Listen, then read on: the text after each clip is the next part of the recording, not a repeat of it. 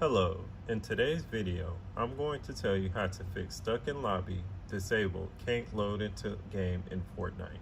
If you're experiencing issues with Fortnite, stuck in lobby, can't load into game, here are some steps to help you resolve the problem. Solution number 1 is to keep restarting Fortnite. Sometimes simply restarting Fortnite multiple times can help you bypass the issue. Close the game completely and restart it. If the problem persists, try restarting your gaming device as well. Repeat attempts can help refresh the connection and potentially resolve the problem. Solution number 2 is to use a different internet connection. Switching to a different internet connection can sometimes solve the problem. If you're using Wi-Fi, try connecting to a wired connection or a mobile hotspot. This change can help stabilize your connection and allow you to load into the game without issues. Solution number 3 is to flush network DNS. Press the Windows key plus R, type CMD and press enter. Next type IP config/FLUSH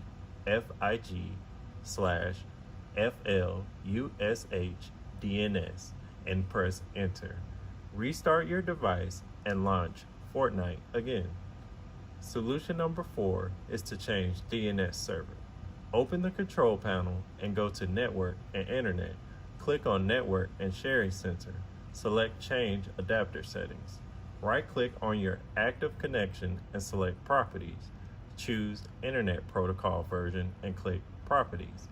Select Use the following DNS server addresses and enter 8.8.8.8 and 8.8.4.4. Save the changes and restart your device. The final solution is to wait for some time. If the issue persists, it could be due to temporary server problems. In such cases, the best course of action is to wait for some time. Server maintenance or high traffic can lead to temporary disruptions, so give it a little time and try again later. Hope this video helped. Make sure to like, comment, and subscribe to the channel. Thanks for watching. See you in the next video.